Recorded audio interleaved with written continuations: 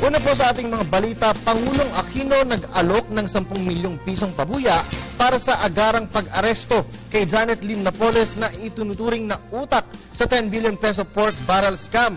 Ang buong balita po ihahatid sa atin ng aming kasamang si Elena Luna, live mula sa Palasyo ng Malacanang. Elena, magandang hapon sa'yo. Magandang hapon, Kirby. Kasama tayo kanina ni Pangulong Aquino sa kanyang pagdalo sa 8th East Asia Competitive Law and Policy Conference, kung saan matapos ang kanyang speech ay nagbigay siya ng panayam sa mga miyembro ng media. Sa interview ay inihayag ng Pangulo ang pagbibigay ng 10 milyong pisong pabuya sa sinumang magbibigay impormasyon saan ang negosyanteng si Janet Lim Napoles. Nagbabala rin ang Pangulo sa mga kumukupkup kay Napoles na maaaring makasuhan siya. Narito ang buong interview ni Pangulong Aquino. Magandang umaga ulit, Mr. President. Hanggang sa ngayon po ay hindi pa nahuhuli itong si Janet Lim Napoles, and worse ay hindi pa siya lumulutang, pero pinapalutang po ngayon yung possibility na siya yung maging state witness. Ano po ang inyong pagtingin dito, Mr. President? Siguro, unang-una muna, kailangan may warrant of arrest, ma-serve yung warrant of arrest, mapunta sa custody ng gobyerno ito si Mr. Polis at umarap doon sa mga akusasyon na sa kanya. Yung pagiging nagpapagamot at diyan rin dinadaan sa social fund. Palagi ko, pag ati-authorize natin, papalabas ko sa PMS sa ginastos over the 3 years that I've served as President. At kung gaano kalaki na yung pondo, dahil nga napakamasinop, napakamaingat natin gastusin yan. Pag pinag-usapan natin, for instance, sa Malampaya, again, open, no? Napakita kung saan ang ginugugulto at nakalagay doon sa batas na nag-authorize na gamitin yan, ay dapat sa energy-related, no? So, ano yung energy-related? For instance, kung tama-tanda ko yung sitio electrification program natin, dyan natin kinuhanan ng pondo. Yung energy, yung protection ng ating energy assets, no? Assets for the Navy and the Coast Guard, and I think also the Air Force, no? May party mapapand natin para ma-upgrade o makatulong sa modernization. Yung also yung plano para maibsan yung problema ng kuryente sa Mindanao. Kung magkakaroon tayo ng bridge financing for cooperatives to buy their gensets, no? And dyan ay kukunin sa Malampaya Fund. Again, napakahigpit ko na insist pag Malampaya, dapat yung energy or energy-related purposes, no, ang gagamitin or paggagamitan ng pondong yan. Yung itemization, again, may refer ito, perhaps mga nag-umpisa present yung budget, nabasa ko sa Mailandiaryo na masyadong araw ina-itemize yung mga gustong yung performance na gusto natin makita. Front page article pa to, Senator Recto, isang naalala ko na medyo tinatawanan na sobrang namanoy at specified yung mga, for instance, gano'ng kadaming reports ang i-generate ng NICA amongst other things. May ask, yung few weeks ago, they were saying masyadong itemized. Ngayon, parang kulang sa itemization. So, kayo na humusga kung ano ba talaga yung sinasabi. But again, maliban doon sa mga, for instance, calamity fund, no? Baka sabihin na iba, lump sum. Tanong, paano may itemize yung calamity fund bago dumating yung calamity? Meron ka dapat talagang standby na pondo dyan, pantugon sa pagdating na sakuna na hindi naman natin siyempre pwede mapredict. Last point, Mr. President. May sinasabi kasi lalo yung mga nakisama sa anti-pork barrel rally ng araw. Ngayon daw pa kasi wala silang tiwala sa kanilang mga kongresista at ilang mga senador. At kumbaga, hindi na nila pinagkakatiwala yung taxes nila na yung mismong congressman na ikakasangkot na rin sa mga katiwalian ay siya pa ulit yung mag-itemize at magpapanukala at magagamit ulit ng pondo yung sa kanilang mga distrito. So gusto nila talagang ipatanggal, wag ng congressman yung hahawak ng pera at tututok na lamang sila doon sa legislation.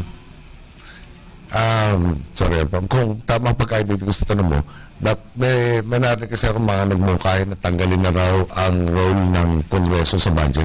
Yes, sir. Yung mabasic na tanong. Nasa Constitution yun eh. Gusto ba natin, kaya rin, yung ina-assume ko, kung tatanggalin na, naiiwan sa amin, siguro sa akin, iniiwan. O hindi sabihin siguro, may tiwala sa akin. Thank you. Pero at the same time, kailangan natin gawin permanent system, no? Na paano kung yung may mga abuso na naman, may pumalit sa akin na abusado, sa paano ang check and balance mo? Yun ang papel ng Kongreso. No? Hindi isang tao, in effect, nagdidikta. No? Kaya itong kinatawan, dapat na kumakatawan ka sa interest ng iyong sinasakupan. So, yun ang nakalagay sa ating saligang batas. May division of powers under the three branches of government para nga mag-serve na check and balance on each other para wala mag-aabuso. Thank you, Mr. President. Thank you. Thank you naman. Huling tanong, Junior Hidalgo, DZMM. Magandang umaga po, Mr. President. Unang tanong po.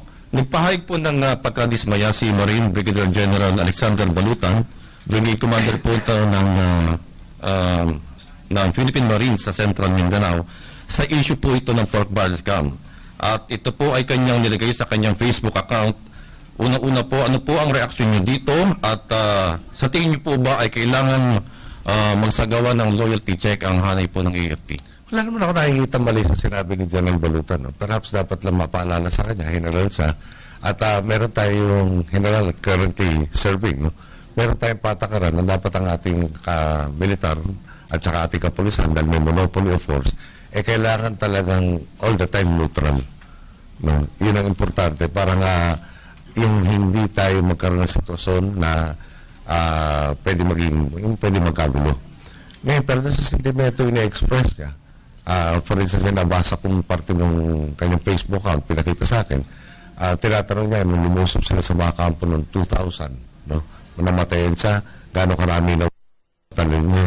At tinatanong niya kung bakit, kung saan napunta yung pondo sa dapat kaukulang kalalagyan na address yung mga social issues na nagkaroon ng, parang sa naging dahilan kung bakit nagkaroon ng pag-aalsa. So, agree ko dun. No? Ito nga, Priority Development Assistance Fund, dati Countrywide Development Fund. Yung idea nito ay ma-equalize yung pagbibigay ng resources sa buong bansa. Tulunan yung mga suliranin ng pagkukulang sa bawat lugar. Sino naman dapat tumutol doon? Yung pag-divert nito sa maling mga paggamit. Kasama niya ako nadidismaya. At kasama niya ako talaga nangahanap na katarungan na tosisa dito.